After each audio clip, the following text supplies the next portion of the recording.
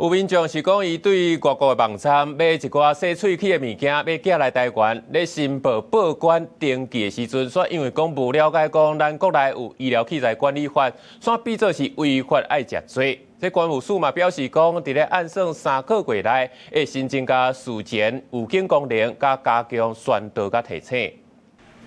民眾看見網絡買物件，通常愛佇報告到海關進前，先操作手機 App 易離位，確認申報內容無問題，點申報符合報告，才會當順利過海關。最近，所有民眾反映佇海外買各個配件等日常用品，因為涉及醫療器材管理規範，或面臨6萬至100萬罰鍰，甚至有刑責。就算唔知影違法，只要點申報符合，都愛負擔責任，所以打掉底線。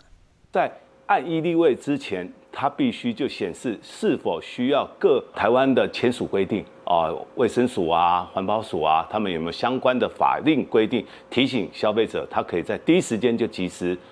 確保說他不會觸法。關務署表示，目前已經完成甲衛福部、防檢署等相關機關的資料整合，預計3個月內就增加事前法規預警、加提示功能，降低民眾受罰風險。保證民眾委任業者報關會當選擇紙本還是線上委任，其中線上委任由關保公司單一業者處理，關保公司向報關業者每筆收相關3.5塊確認費，再加上8價服務費。台灣當年快遞進口報告達到6000萬至上億件，這所收的費用將做關保公司系統傳輸甲加大服務的維護成本。我覺得蠻合理的啊。怎麼說？因為我覺得就是使用者就付費啊，不是獨佔的問題。業者因為他還是有一定的一個資格門檻，我們才放心，因為他持有民眾太多的個資了哈。那你的資訊安全、個資安全的保護，你要有一定的水準。好，所以我們的法規其實有限定它的資格條件。那符合條件的2家中，目前就是關貿，他有意願來做這個服務。關務署長彭英宇也回應，即馬制度運作已經10多年，涉及重大政策調整需求，也承諾會佇3個月內提出專案檢討報告。蘋果將以至為中心達至政府公共基礎建設，